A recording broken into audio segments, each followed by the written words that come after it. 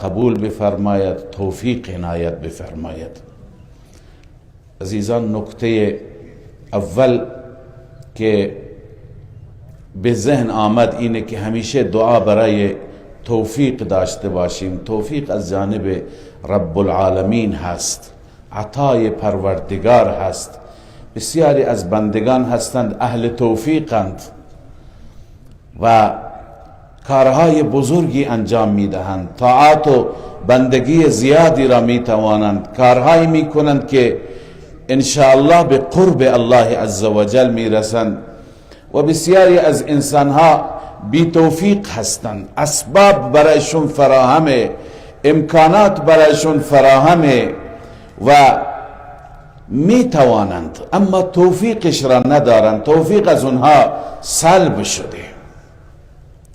به همین خاطر تا الله عزوجل کسی را نخواهد و الله کسی را توفیق نده، انسان به جایی نمیرسد. همیشه وقتی که بحث توفیق میاد یادم میاد که یه سالی عمره رفته بودیم،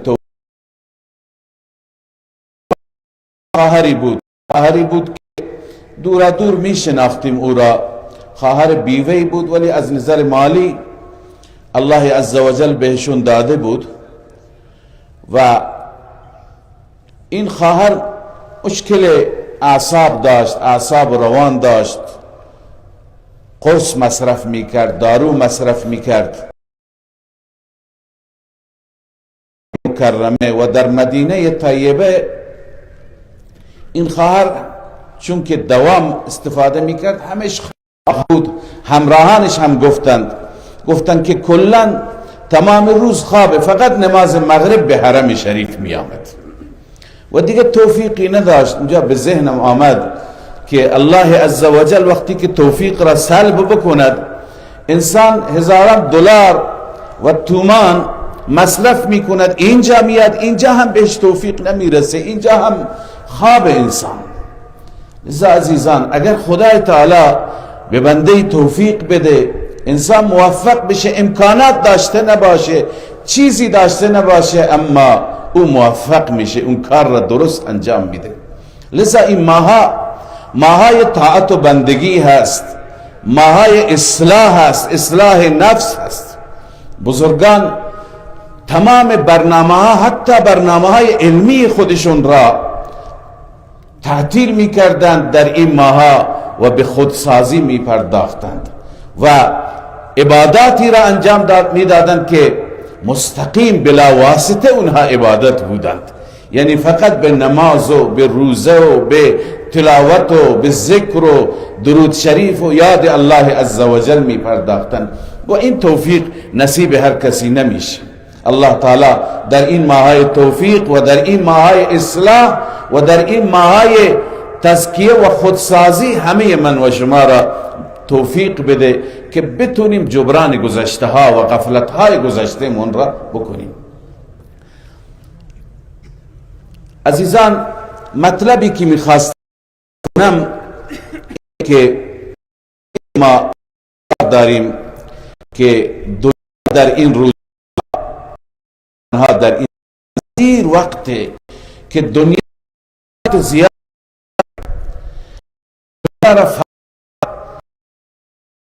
احاطه، هر جا مشکل، هر جا ناراحتی، هر جا پریشانی و هر چی که از خیر و قرون ما فاصله میگیریم، هر چی که به قیامت نزدیک میشیم، میبینیم که فتنه ها بیشتر میشه، پریشانی ها بیشتر میشه، فساد بیشتر میشه، امکانات از یک طرف بیشتر میشه، رفاه بهتر و بهتر میشه، اما از یک طرف فساد بیشتر میشه. اگر نیروهای امنیتی و نیروهای پلیس و نیروهای بازدارنده جرم بیشتر میشه، جرم هم بیشتر میشه، فساد هم بیشتر میشه.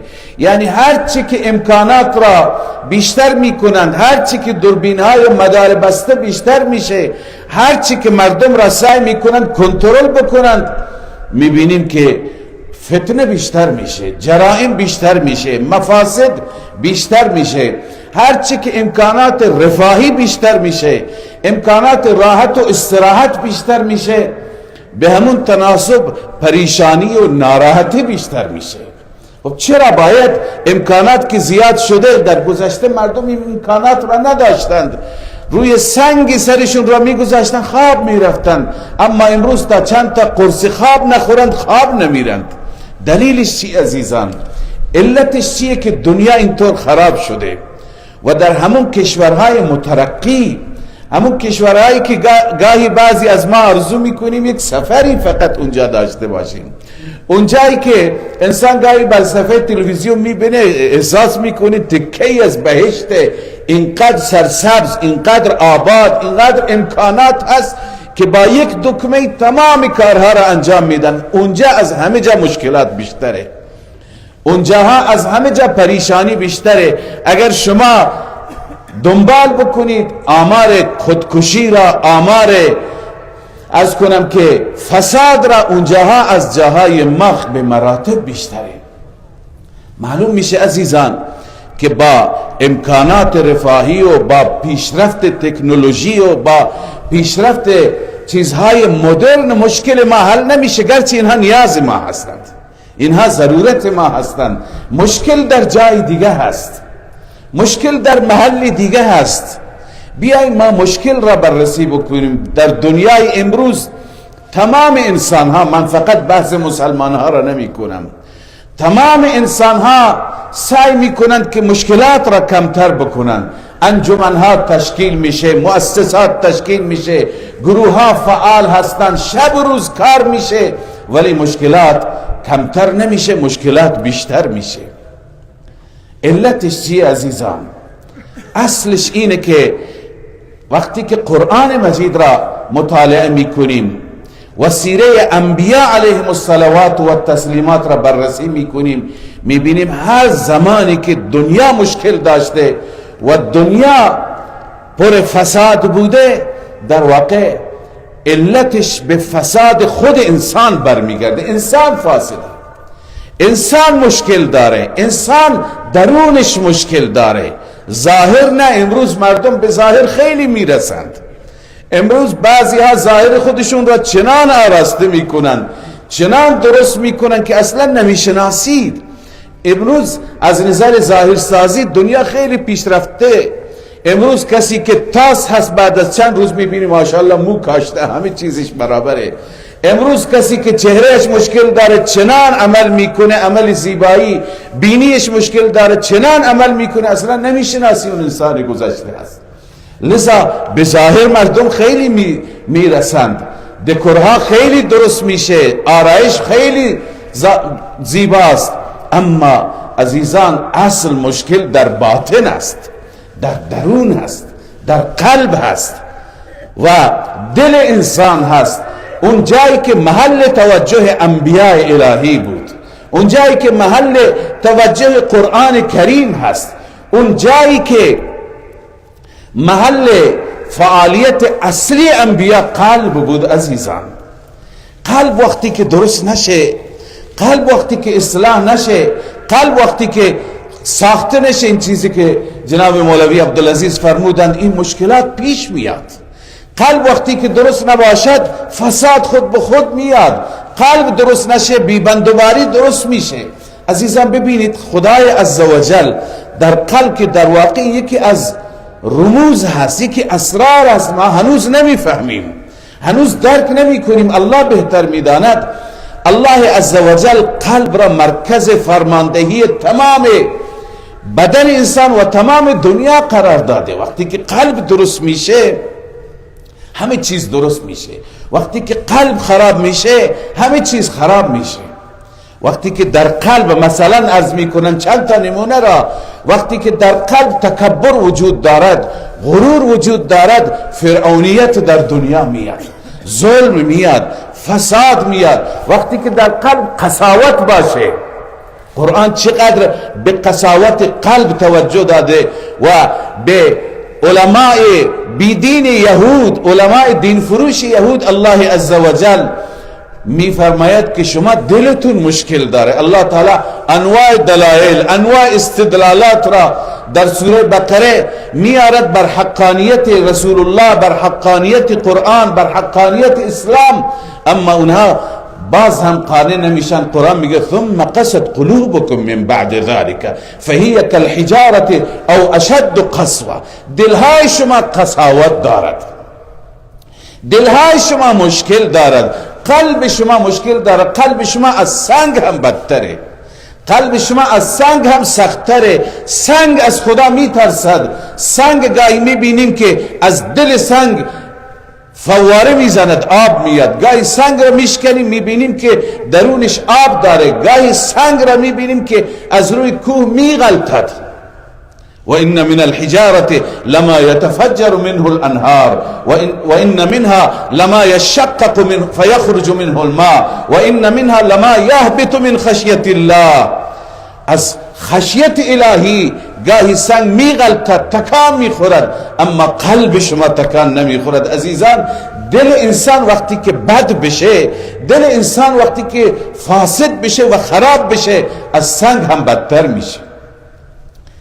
گاهی میبینیم در دل شجاعت هست، انسان ماشاءالله نمیترسه، به پیش میره، پیروز میشه، موفق میشه. گاهی میبینیم در دل سخاوت هست، انسان ماشاءالله دست و پایش خوب کار میکنه، انسان جود و بخشش میکنه، بذل و بخشش میکنه، گرسنگان را سیر میکنه، به ناداران میده، دست خوب کار میکنه، دست خوب عمل میکنه. گاهی میبینیم در دل اگر بخل است، انسان میلیاردها را سرمایه میکنه تو بانک ها، اما ریالی ازش خارج نمیشه و ازش مصرف نمیشه. پس عزیزان، اصل محل تمام خوبی ها و بدی ها قلب هست و نفس انسان هست، درون انسان هست که نفس هم در واقع یک غریزه از قلب هست.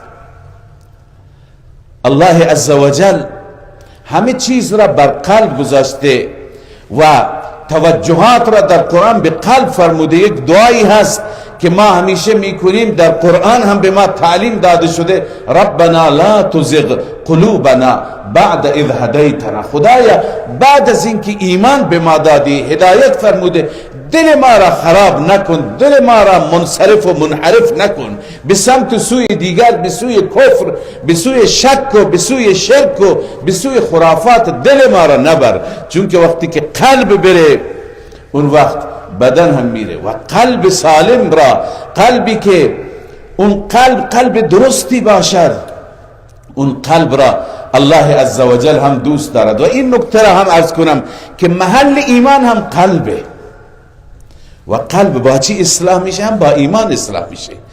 ما ایمان را از اعضا و جوارح ببریم به درون قلب ببریم برسیم.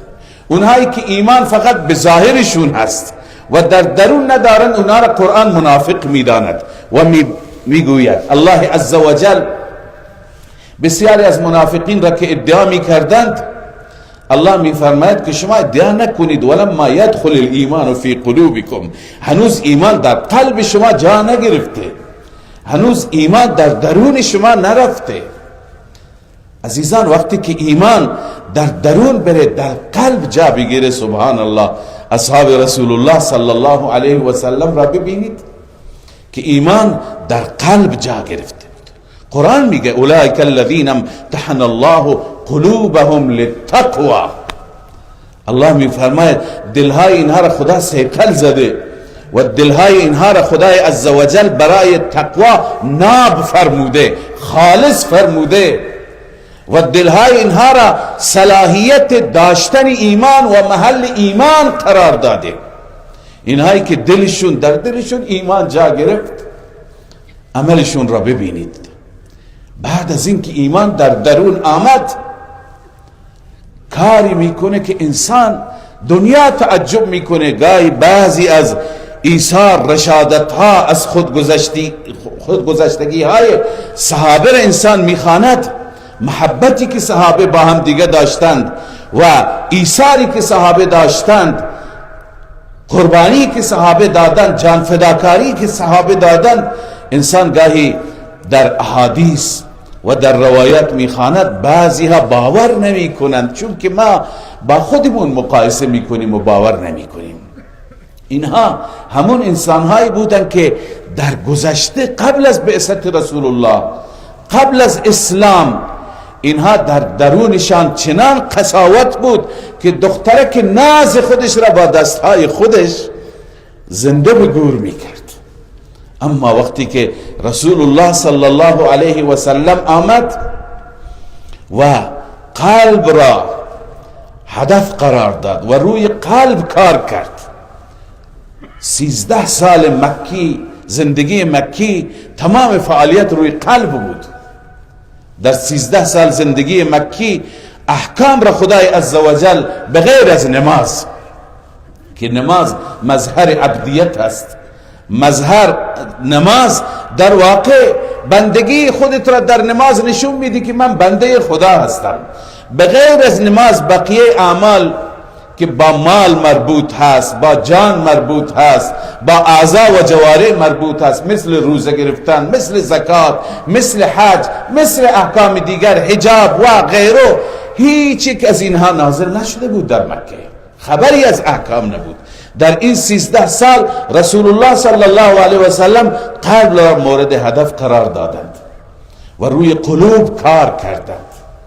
بعد از اینکه این انسان ها درونشون ساخته شد، ایمانشون درست شد، اخلاقشون درست شد، تقوا و خدا ترسیشون درست شد، عزیزان چنان صفاتی درونشان آمد و چنان اینها والا گشتند، چنان اینها مقدس شدند که سبحان الله بعد از اون انسان کارهایشون را میبینه تعجب میکند. همون انسانهایی که اون قساوت را داشتن الان نسبت به همدیگه چنان ایثاری دارند که همیشه ما میشنویم فضائل صحابه وقتی خوانده میشه، احادیث خوانده میشه که در آخرین لحظات زندگی، در آخرین لحظات زندگی هر یکی اون وقت نفسی نفسی هست، هر یکی تلاش میکند که به من چیزی برسه و گلو وقتی که خشک است و انسان جرعه آب نیاز دارد، وقتی که این آب برش تهیه میشه و این آب از طرف همرزمش برش آورده میشه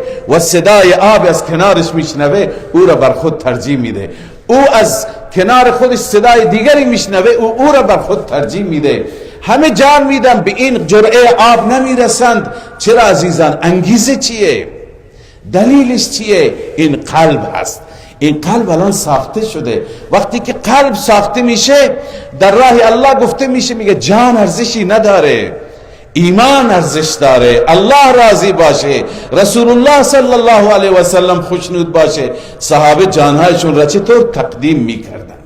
وقتی که قلب درست میشه و رسول الله مال میخواد و قرآن مجید دستور میده من ذا الذی یقرض الله قرضا حسنا، قرض حسنه یعنی انفاق میخواد. قلب که درست شده خانه را جارو میکنه، هیچی تو خانه نمیذاره، هر چی داره تقدیم میکنه، نصف مال را تقدیم میکنه، اون یکی 300 شتر را با بار تقدیم میکنه. هر چی که صحابه در توانشون بود اونها برای رسول الله و برای اسلام و برای پیشبرد اسلام دریغ نکردند، چون درون درسته. لذا عزیزان به قلب توجه بکنیم و دنیا وقتی که متاسفانه قلوبشون مشکل داره، هر چی که عرض کردم از نظر ظاهر انسان خودش را درست میکنه، باز هم میبینیم که مشکل داره.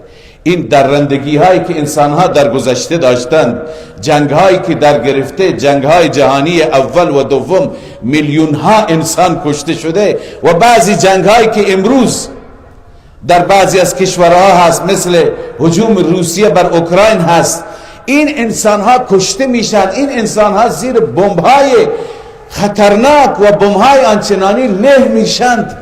اینا چرا کسی برای انسانیت امروز پروایی نداره؟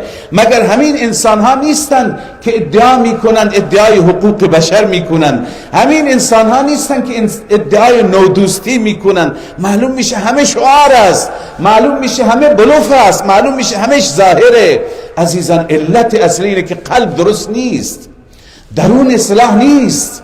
درون که اصلاح نباشه خدا نکنه جنگ جهانی سوم که اتفاق بیفته، همه پیش بینی میکنن که انسانیت نسلش از بین میره. چرا؟ به خاطر اینکه به انسانهای امروز که ظاهرشون خوبه درونشون خوب نیست هیچ اعتمادی نیست. لذا عزیزان ما بیاییم به قلوب توجه بکنیم، به درون توجه بکنیم. و انبیاء علیهم الصلوات و التسلیمات آمدن اطراف قلب حصاری ایجاد کردند، مثل همون حصاری که ذوالقرنین، به تعبیر یکی از علما، ذوالقرنین اطراف یاجوج و ماجوج درست کرد، سدی که درست کرد که از اون سد خارج نشن که فساد ایجاد میکنند. عزیزان این قلب پر از درنده هست. این قلب وقتی که به حال خود رها بشه، تو این قلب وحشیگری هست، تو این قلب مار قژدم هست، تو این قلب درندگانی هست که همینها انسانیت را تهدید میکنند. به تعبیر علامه ندوی رحمت الله علیه، تا به حال ما از درندگانی که در جنگل ها هستند تهدید نشدیم، تا به حال شیرها و ببرها و پلنگها تشکلی بر علیه انسانیت تشکیل ندادن، با وجودی که قدرت دارن، با وجودی که یکیشون چندین انسان را میتواند بدرد، اما تا حال اونها از دست انسانها فرار میکنه، انسان از دست اونها فرار نمیکند. پس اون چیزی که انسانیت را تهدید میکند اون درنده درونی هست. وقتی که اون درنده درونی مهاری ندارد، اون وقتی که رها میشه، اون وقتی که به حال خود میشه، اون وقت عزیزان انسان بالاخره امنیت نداره، انسان در دنیا جایی نداره، انسان ناامید میشه، انسان از زندگی مایوس میشه. اینجاست که انبیاء علیهم السلام روی قلوب کار میکنن و الله عزوجل ایمان را در قلب قرار داده. الله تعالی میفرماید یوم لا ینفع مال ولا بنون الا من اتى الله بقلب سلیم. اون روزی که اون روز محاسبه هست، روز حساب و کتاب هست، روز برخورد هست، روز پاسخگویی هست. اون روز این مال و اولاد و امکانات و رفاه و مادیات هیچ درد نمیخورد. چه چیزی به درد انسان میخورد؟ الا من اتى الله بقلب سلیم، مگر کسی که با قلبی سالم، با قلبی منیب، با قلبی پر از نور ایمان، با قلبی پر از محبت و عشق، که در اون قلب محبت الله باشد، عشق به الله و عشق به رسول الله باشد، عشق به قرآن باشد، اون قلب اون روز به درد میخورد. لذا عزیزان قلبمون را با چی اصلاح بکنیم؟ قلبمون را الله عزوجل میفرماید قلب را با ایمان اصلاح بکن، قلب را با ذکر خدا آرامش بده. محل قلب باید محل خوف خدا باشد. در قلب اینها را بیار. الا بذکر الله تطمئن القلوب. آرامش این دل، آرامش این قلب با قرص خواب نیست، با رفاه نیست، با اینکه معده من را پر بکنیم نیست، بلکه با ذکر خدا، با یاد خداست. و در این قلب چی باشد؟ الله میفرماید انما المؤمنون الذين اذا ذكر الله وجلت قلوبهم. مؤمنان وقتی که ذکر و یاد الله میشه، وقتی که از الله گفته میشه، وقتی که عظمت الله بیان میشه، وقتی که از عذاب خدا گفته میشه، وجلت قلوبهم، چون در قلب یقین هست، در قلب اطمینان هست، باور هست، دل میترسه، دل تکان میخورد. لذا عزیزان باید ما قلبمون را به وسیله ایمان، به وسیله اعمال، به وسیله ذکر، به وسیله یاد خدا تقویت بکنیم، قلبمون را شارژ بکنیم. قلب از کنم که با چیز دیگه شارژ نمیشه، با قرآن اصلاح میشه. من خشی الرحمن و جاء بقلب منیب. الله عزوجل می فرماید که قرآن برای فذکر بالقرآن من یخاف وعید، یا قرآن برای چه کسی مفید میشه، برای چه کسی سودمند میشه، چه کسی از این قرآن درس میگیرد؟ که در قلبش خوف خدا باشد، در قلبش انابت باشد، در قلبش حق طلبی باشد. لذا عزیزان تمرکز کارهایمون، فعالیتمون باید روی ایمان باشد. الله عزوجل یک غریزه‌ای که در قلب گذاشته اون نفس هست. نفس در واقع این محل نفس هم قلب انسان هست، محل فعالیت نفس. حال نفس انسان یا خوب میشه یا بد میشه، یا نفس سرکش میشه یا نفس مطیع میشه. در سوره شمس هست، آیش را خواندم، الله عزوجل میفرماید چون انسان باید امتحان بگذراند، انسان باید که این سالن امتحان را حتما ورود کند، بره تو سالن امتحان و امتحان بده. چطور الله انسان را امتحان میکنه؟ الله میفرماید و نفس و ما سواها، این نفس را که من برای شما درست کردم و نفس را ایجاد کردم و خلق کردم و همه چیز نفس را برابر کردم، فالهمها فجورها و تقواها. در این نفس دو تا غریزه گذاشتم، دو تا احساس گذاشتم، دو چیز را به نفس الهام کردم. یکی فجور هست عزیزان، فسق، تمرد، سرکشی هست، عنانیت هست، ضد هست، عناد هست، تکبر هست، هر چی که گناه و معصیت و صفت بد هست، شهوت هست، ظلم هست. این را هم نفس میتونه بپذیرد. یک نفس میتونه ظالم باشه، یک نفس میتونه شهوت پرست باشه، یک نفس میتونه هوا پرست باشه. و تقواها، غریزه دیگری، صلاحیت دیگری و استعداد دیگری که الله عزوجل درون نفس گذاشته تقواست، خدا ترسی، ایمان، خوف خداست، خشیت رحمان است. او وقتی که باشد بجای نفس پرستی خدا پرستی میاد، بجای هوا پرستی ایمان میاد، بجای عرض کنم سرکشی تقوا میاد. لذا عزیزان این استعداد را همه دلهای ما دارد، این استعداد و صلاحیت را همه نفسهای ما دارد.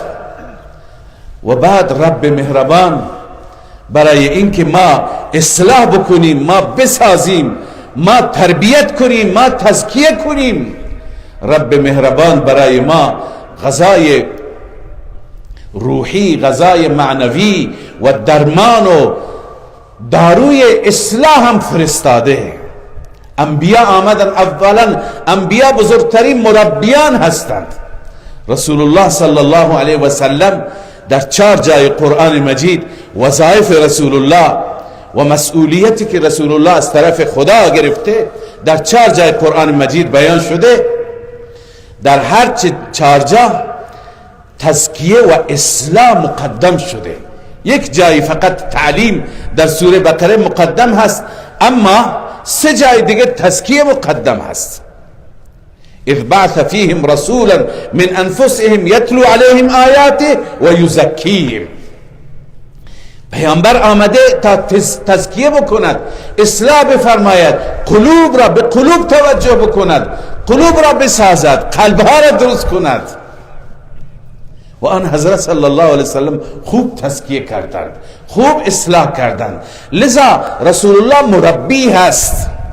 و بعد از رسول الله کسانی که جانشینان به حق و واقعی رسول الله باشند، بر مسیر ایشون باشند، بر مسیر سنت باشند، بر مسیر کتاب الله باشند، اینها مربیان هستند.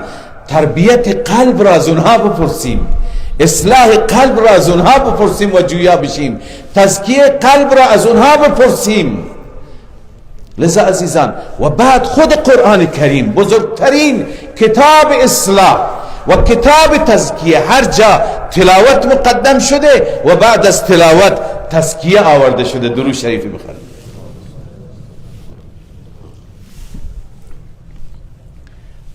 بهترین تزکیه به وسیله قرآن میشه.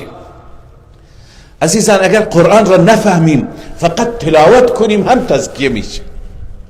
ما بر این باور هستیم که تلاوت قرآن مجید، گرچه همه سعی کنیم قرآن را بفهمیم، پیام ربمون را دریافت کنیم که رب از ما چه انتظاری دارد، چه میخواد از ما، اما تلاوت خودش یک عبادته. یتلو علیهم، تلاوت را الله عزوجل جداگانه فرمود، یعلمهم الکتاب، تعلیم کتاب و اینکه مراد الله را و مفهوم کتاب را برای ما توضیح بده، اون را جداگانه الله وظیفه فرمودند. پس تلاوت خودش انسان را اصلاح میکنه. این ماها ماهای تلاوت است و نه این ماها ماهای تلاوت است، همه ماها تلاوت است. قرآن را در طول سال تلاوت کنید، قرآن را همیشه بخوانید. اما این ماها که ماه رمضان میاد که با قرآن یک مناسبت خاصی دارد، عزیزان، تلاوت قلب ما را تزکیه می کند، اصلاح می کند. ذکر و یاد خدا ما را اصلاح می کند. و بقیه برنامه ها، روزه هست، ترک گناه هست، ترک معاصی هست، اینها همه در واقع در زمینه اصلاح و خودسازی هستند. لذا عزیزان سعی کنید که صمم بکمون از کنار این مسائل، این مطالب، این ماه، این خیراتی که خدای عزوجل به وسیله سفره رحمت برای ما پهن می کند، برای ما الله تعالی مهیا فرموده، آماده فرموده، از کنار اینطور رد نشیم، عادی رد نشیم. آن حضرت صلی الله علیه و سلم چرا دعا می کردند؟ اهتمام داشتند و دعا می کردند. اولین ماه شعبان ماهی است که ام المؤمنین عایشه صدیقه رضی الله عنها می فرماید بعد از رمضان اونقدر که در شعبان روزه می گرفتن در هیچ ماهی روزه نمی گرفتن، و اونقدر که در شعبان آن حضرت توجه داشتن. این روزه خودش بزرگترین ابزاری هست برای اصلاح، برای تزکیه.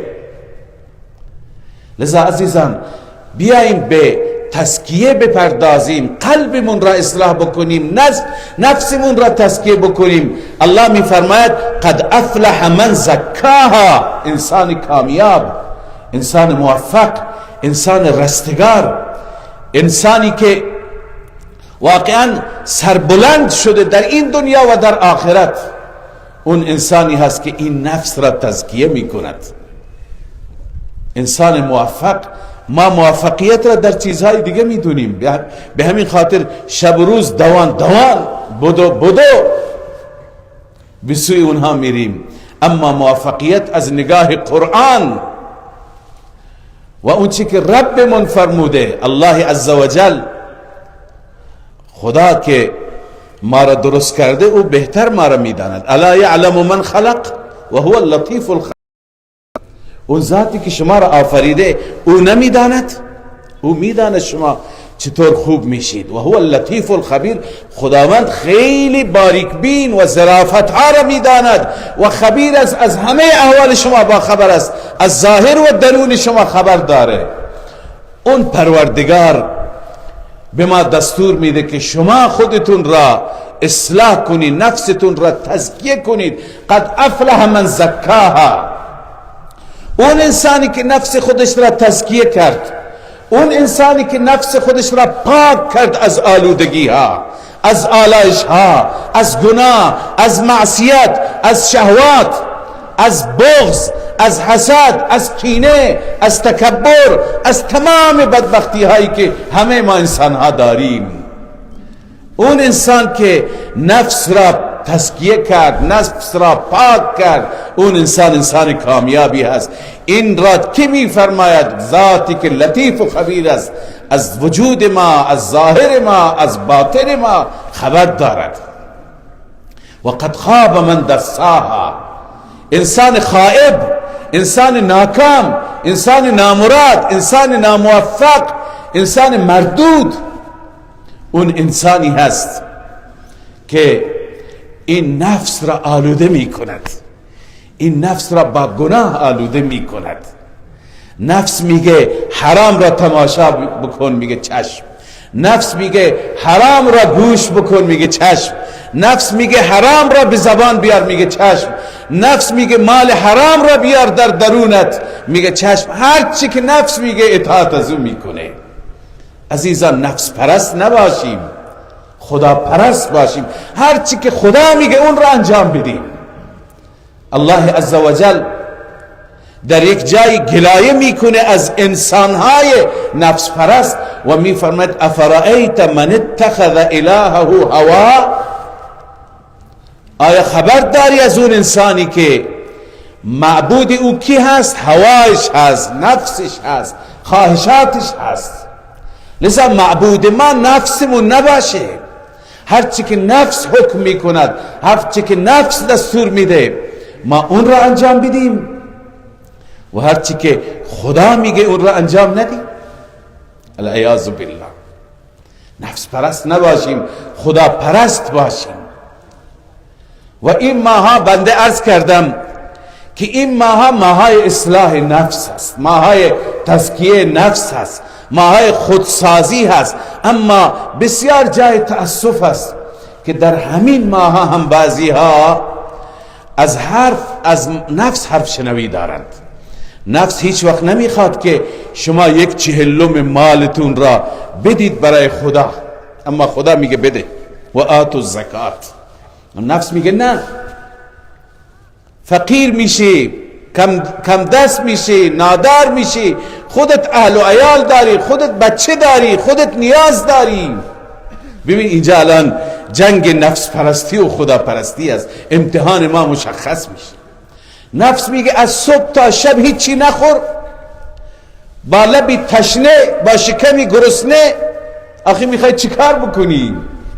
اما خدای عزوجل میفرماد کتب علیکم الصیام، روزه بر تو فرضه، کما کتب علی الذین من قبلکم لعلکم تتقون. الله میفرماید اگر میخوای تقوا بیاد، اگر میخوای خدا ترسی بیاد، اگر میخوای اصلاح بیاد، روزه بگیر. در این روزا هم نفس میگه نه، خودت را آماده بکن، حداقل برای رمضان آماده بکن. اما قلب سلیم چی میگه؟ عزیزان ما در هر مسئله، در مسئله نماز، در مسئله بیدار شدن نیمه شب، بیدار شدن صبح، در مسئله انفاق خرج کردن، در مسئله روزه، در همه مسائل ما گرفتار نفس پرستی هستیم. اگر نفس را زیر پا بگذاریم، الله عزوجل وعده بهشت داده. فاما من خاف مقام ربه، و چه چیزی نفس را مقهور میکنه، مغلوب میکنه، شکست میده؟ خوف خدا، تقوا. و خوف خدا با ذکر خدا ایجاد میشه، با تلاوت قرآن ایجاد میشه، با درس قرآن و مفهوم کلام خدا را فهمیدن ایجاد میشه. خوف خدا آیه را خواندن با روزه ایجاد میشه. الله میفرماید من خاف مقام ربه، هر کسی بترسد از ایستادن در محضر رب، از قیام و پاسخگویی در محضر رب. لذا کسی که میترسد از قیامت و نهى النفس عن الهوى، نفس را از خواهشات باز می‌دارد، نفس را از تمرد و سرکشی باز می‌دارد، نفس خودش را تابع فرمان رب می‌گرداند. این قدم اول است به تعبیر بعضی از بزرگان، روی گرده نفس، روی گردن نفس. فإن الجنة هي المأوى، قدم دوم در بهشت انشاءالله، جایگاهش بهشت. لذا عزیزان رضایت خدا، حصول بهشت، موفقیت، سربلندی، کامیابی زیاد کار نداره. ما دستورات خدا را اجرا بکنیم و خداوند بر ما خیلی لطف کرده، خیلی سهل فرموده. 2-3 روز پیش در تفسیر خواندیم که بنی اسرائیل وقتی که میخواستن زکات بدن 1/4 مالشون را میدادند. یعنی از 40 میلیون باید 10 میلیون زکات میدادند، ولی خداوند بر ما لطف کرده از 1/40 میدیم، از 40 میلیون 1 میلیون باید بدیم. همین هم بر ما فشار است، همین را هم توجیه میکنیم.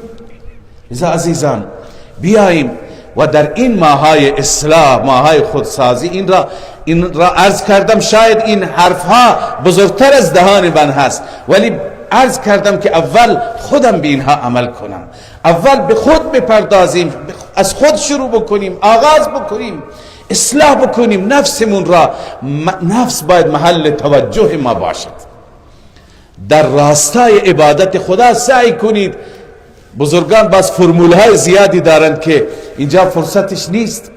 در راستای اصلاح نفس و رضایت خدا سعی کنید که هر جا وقتی که درگیری نفس و عبادت هست نفس را ناراضی کنید. هر وقتی که نیاز به وضو هست و نفس نمیخواد وضوش را بگیرید، هر وقت که نیاز به بلند شدن هست اونجا نفس را ناراض کنی. هر جا نیاز به تلاوت قرآن هست، ذکر خدا هست، کارهای دیگه هست، همه جا سعی کنید که نفس را شکست بدید. آخر این نفس در مقابل شما زیاد مبارزه نمیکنه، احساس میکنه که من شکست خوردم، احساس میکنه شما قوی تر هستید. همیشه یک قهرمان، یک پهلوان میاد با کسی کشتی میگیره که او را در حد خودش میدونه یا از خودش ضعیفتر میدونه، اما وقتی که بدونه که این از من قوی تر هیچ وقت نمیاد باش کشتی نمیگیره. لذا وقتی که در هر جا نفس را شکست بدیم، نفس را ناراضی بکنیم، رب را راضی بکنیم، اونجا دیگه نفس کم کم معیوب میشه، زیاد فشار نمیاره. لذا این را عرض کردم که این ماهای اصلاح هست، ماهای تزکیه هست، ماهای تربیت نفس هست. بپردازیم به اصلاح خودمون.